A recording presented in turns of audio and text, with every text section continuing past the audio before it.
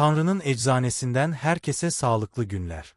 Bu bölümde eğir kökünü ya da diğer bilinen adı ile hazanbel otunu tanıyacağız.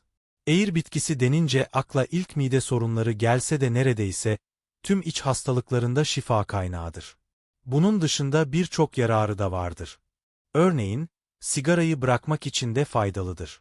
Kurutulmuş kök yavaş yavaş çiğnendiğinde sigara alışkanlığını önler.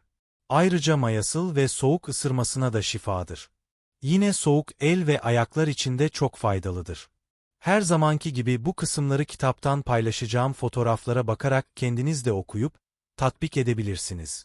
Kitaptan eğir kökü bölümünün tüm sayfalarını okumanız için paylaşıyor olacağım.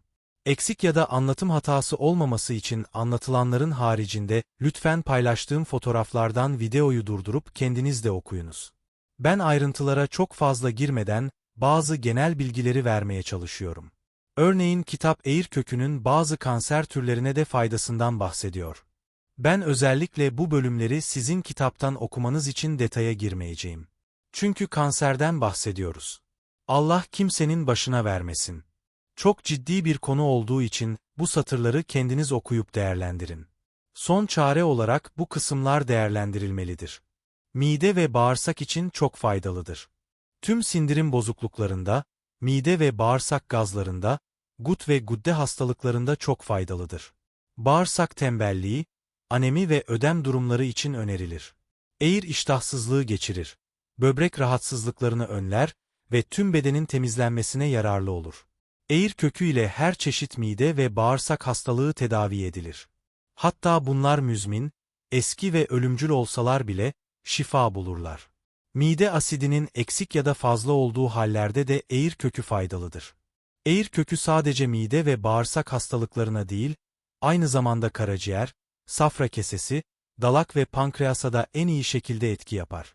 Mide ülseri ve 12 parmak bağırsağı ülserinde de faydalıdır.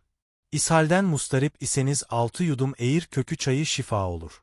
Gelelim eğir kökünün nasıl demlenip çay yapılacağına. Burası çok önemli dostlar. İlk videolarımdan birinde de bahsettiğim gibi, bazı bitkiler sıcak değil istisna olarak soğuk demlenir. Eğir kökü de soğuk demlenen bir bitkidir. Lütfen dikkatle dinleyiniz ve kitaptan da dikkatlice okuyunuz. Bir fincan suya bir silme tatlı kaşığı eğir kökünü, ince ince yontulmuş şekilde geceden bir fincan soğuk suya bırakın. Ertesi sabah suyu biraz ısıtın ve her öğünden önce ve sonra birer yudum için.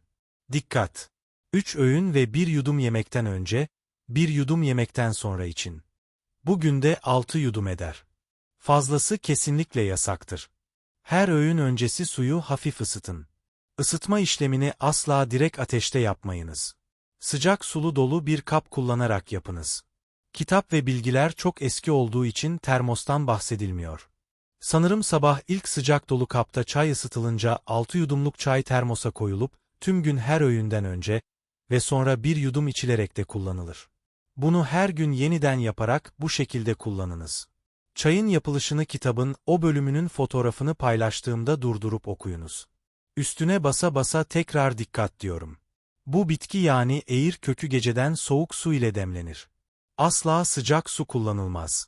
Ve her öğün aç ve tok olmak üzere sadece 1 yudum içilir. Lütfen uyarıları dikkate alıp kullanınız. Unutmayın konumuz sağlık. Kitabın eğir kökü bölümünün tüm sayfalarını fotoğraflarla paylaşacağım. Videonun o bölümlerini durdurup okuyabilirsiniz. Şimdilik bu kadar. Bir sonraki bölümde görüşmek üzere. Hoşça kalın, sağlıklı kalın.